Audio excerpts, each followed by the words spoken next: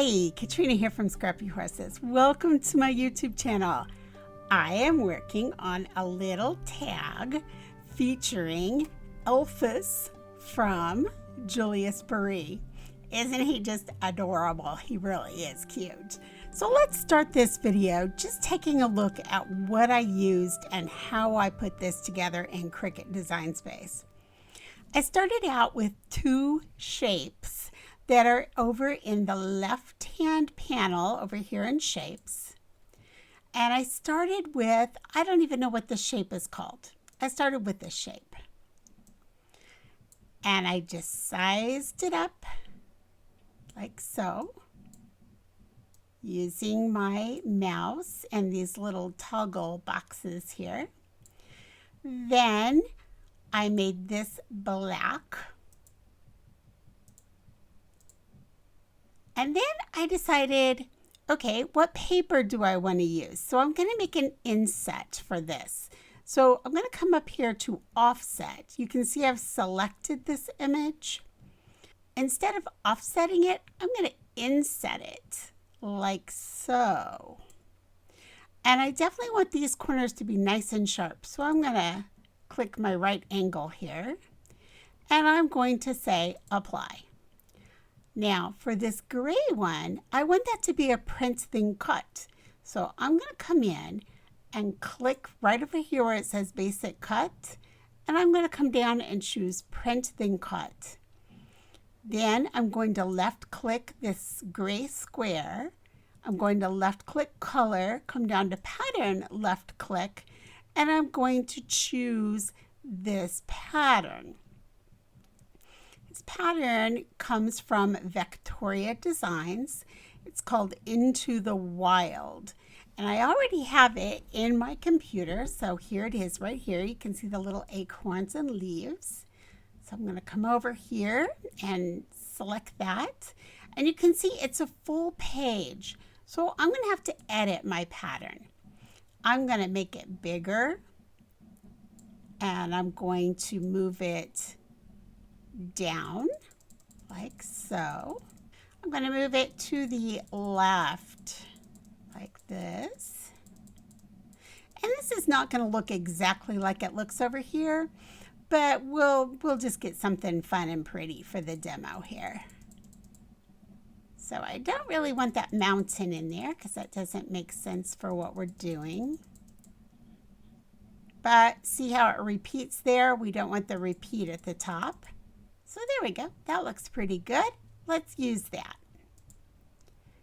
And that part is now done. That's how quick and easy that was. Now, on the back of my tag, all right, so if I flip this over, I want to say to and from. So what I did was I took this piece again and I flipped it horizontally. Now, I did another inset. So come over to offset. We're going to inset. I made this one a little smaller. Keep my right angle, hit apply. I would like that to be white. Now I'm going to pull this down.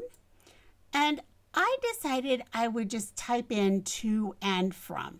So I came over to the text over here on the left. And I typed to, and I typed from. I'm going to bring those over. I can downsize those a little bit here. And I can change the color by coming up to the square and selecting any color I like. And I chose that green. So here's my to. And now my to and from are sitting together. I don't need to do anything fancy. I just come up to advanced, ungroup lines, and move the from down here. And I can make that a little bit smaller. I can make my to a little bit smaller just by grabbing this toggle box and just making it smaller. I could also make it smaller by coming up to this size with the lock here. I want to keep it locked, but I can change the size just by pressing these up and down arrows. All right, so let's say we kind of like this for now, and let's go find the off to the woods.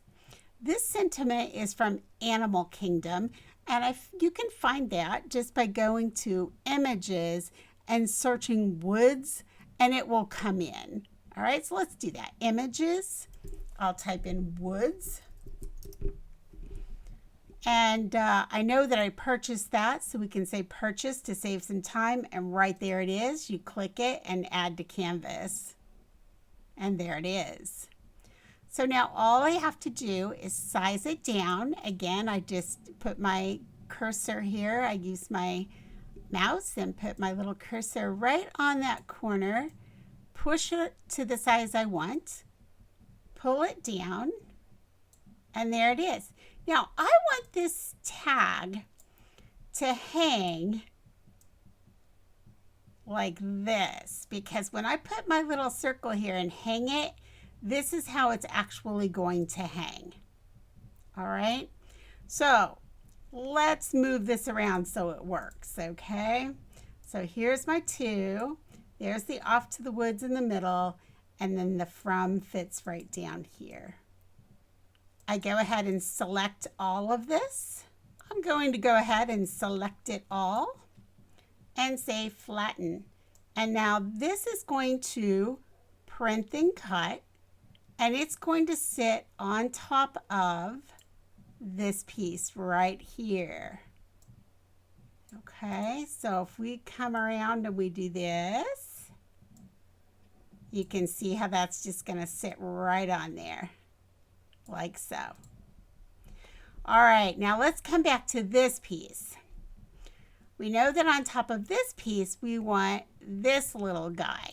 So I've gone ahead and imported him. All I did was offset him. That's all I did. So I select, I hit offset. I can change my size right here. If I want it smaller than that, which I don't, I can use the arrows on my keyboard and I can get really small. But we're going to bump that up, and I'm using the arrow on my keyboard. Again, I want square corners. I don't want them to be round. Let's go a bit smaller. Let's go about there. Will be fine. I hit apply, and now I have my offset square. And so now that will sit. Let's bring it all to the front. We'll go ahead and we will bring this around. And now that's going to sit right on top of there. We'll go ahead and flip that back around. And there's that. And we are pretty much done with this project here in Design Space. All we need to do now is print and cut. And then I'm going to Copic color my little elfus. And I'll meet you at the craft table and we'll put this tag together. Here we are at the craft table and little elfus is all colored up. I've got this burlap ribbon. I have some kitchen string. That's all that is, just kitchen string. Wide eyelets from We Are Memories Keeper. I love these wide eyelets. I really do. I love them and everything. Distress Oxide ink. I've got the little square and I've got elfus there. And then I have these shapes that we've cut and the paper and the background again. And I also have this little scrap of ribbon that we're going to be using. I've sped this up quite a bit because watching people ink is kind of like watching grass grow. It's kind of boring. So what I did was I just inked around the edges, and now I'm going to use my ATG and just adhere these into place.